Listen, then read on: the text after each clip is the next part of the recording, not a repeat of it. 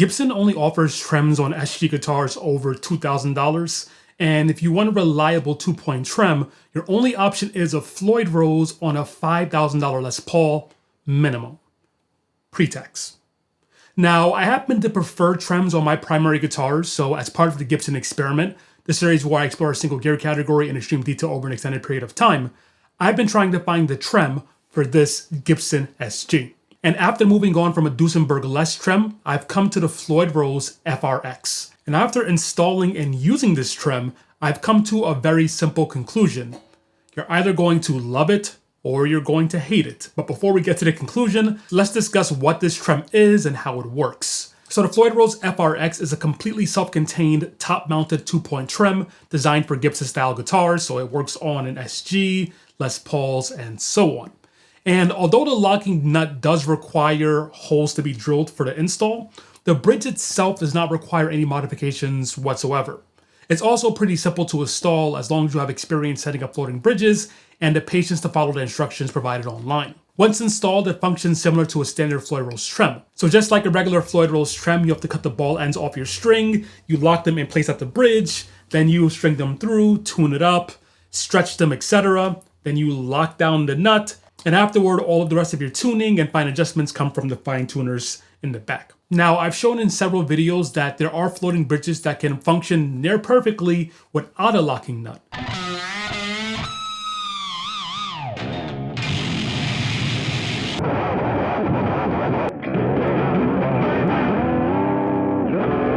But when it comes to Gibson guitars and the extreme break angles on the strings, a locking nut is really going to be the easiest way to ensure a stable tuning, because once you lock the nut here, all of the weird angles behind the nut no longer matter. But is this tuning actually stable?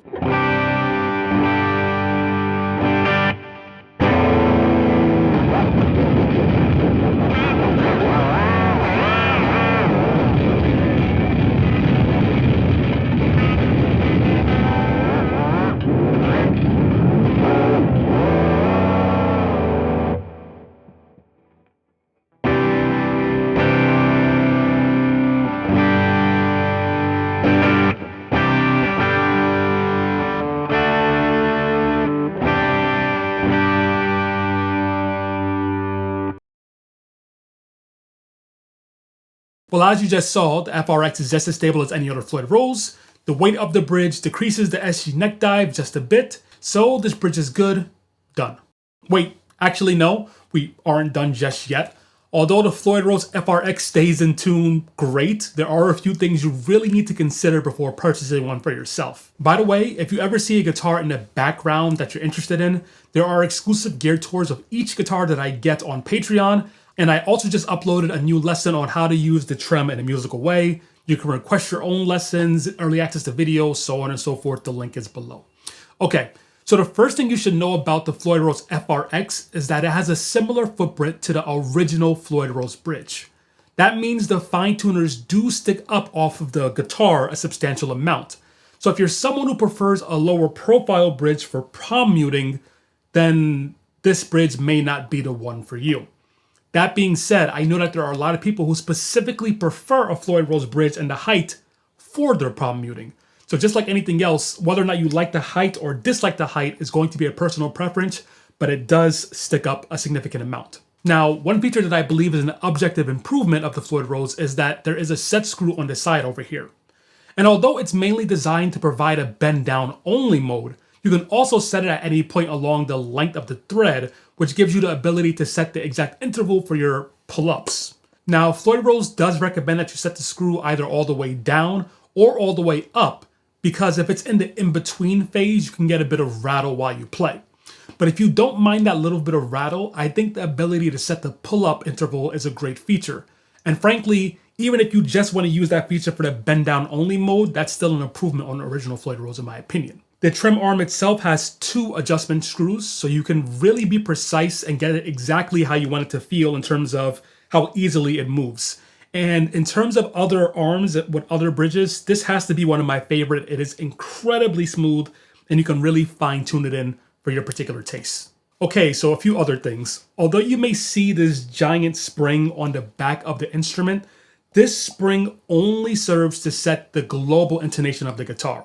So if you wake up one day and all your strings are slightly flat because of a temperature shift, you can adjust the spring here to bring them all back to pitch. So unlike a 2-point trem with springs in the back and the entire thing routed out, you cannot change the feel of the bend down or the pull up of this guitar with any type of spring. You're basically just set with however it feels when it comes out of the box with your particular strings or your particular guitar. But honestly, I don't mind that. It feels pretty good overall. Now, this last feature of the trem was the deal breaker for me personally, but I honestly believe a lot of people will actually love this feature. But before we get to it, don't forget to like this video and share it with someone who you think will be interested in the Floyd Rose FRX. Okay, down to the feature.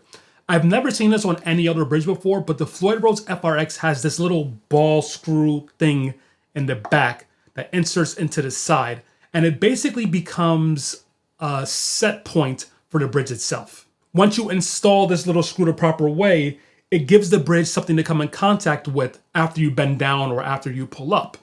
And what this basically means is that it's going to return to a very, very precise 0 point because of that little screw. But as alluded to before, this feature is not going to be for everyone, nor is this bridge going to be for everyone, and that includes me.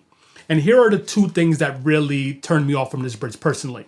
Number one, this ball screw thing makes the bridge feel very similar to any other floating bridge that has aftermarket trem stabilizer installed. And trust me, I've tried all of them. They all feel very similar. Those stabilizers make it so that whenever you get near the 0 point of the bridge, it kind of just snaps back into place in this somewhat aggressive feeling way, which is absolutely amazing for tuning stability. But I feel it kind of ruins the silkiness that can come from going slightly above or slightly below the 0 point. It's just kind of a feel thing, and everyone is different in that regard. But for me, not having that very precise ability up and down is not really enjoyable in a trem. So for example, let's just say you're trying to do like a little bit of a delicate touch kind of thing like this. It kind of just snaps back. You can even hear it. And if you're trying to pull up,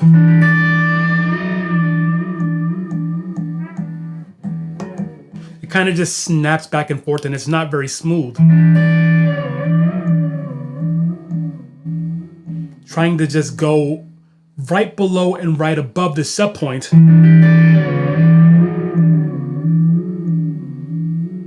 it doesn't sound smooth because of that screw in there. By comparison, now this is true for my PRS guitar and pretty much every other guitar that I have with a 2-point trem. If I do the same thing here,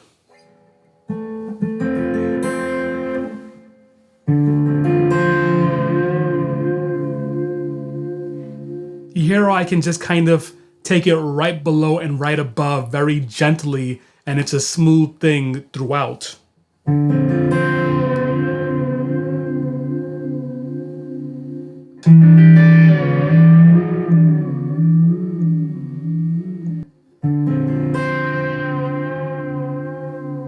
Right below, right above.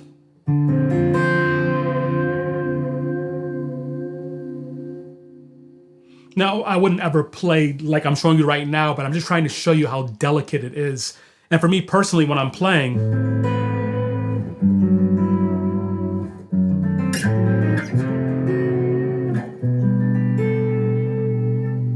that's the kind of a feel and sound that I like to go for. Of course, if you're more of the more extreme user and you're not really doing things like that, then this is going to be an amazing design. And to be honest, the Floyd Rose FRX, like I said before, every trem that uses any type of stabilizer that you can buy aftermarket, they all feel that way. So if that's a feel that you're okay with, then the Floyd Rose is for you. And this doesn't matter to me at all because I never flutter, but that really strong set point is also going to reduce your ability to flutter. It can still do it, but it's not going to do it as much as if it was no set point there.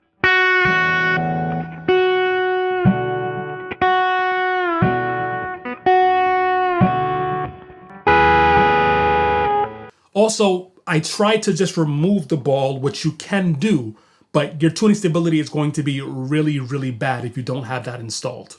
And the second thing for me is the fine tuners. And usually the height of the fine tuners on a standard Floyd Rose doesn't bother me, but I feel like the combination of the height of the tuners along with the slight shift to the left that comes with any SG guitar just makes this feel a bit too awkward. In fact, sometimes even when I'm not palm muting and I'm just picking, I feel my arm come in contact with the bridge in a way that I'm not used to with our other Floyd Rose style bridges. And so really, although I would consider this design a top tier, S tier design, I personally don't believe it works with this guitar, at least for my style. And honestly, if you follow me on Patreon, you've been seeing me try a bunch of my new guitars lately, and some of that has led me to fall out of love with this guitar rather quickly. But we'll talk about that in the final episode of the Gibson Experiment.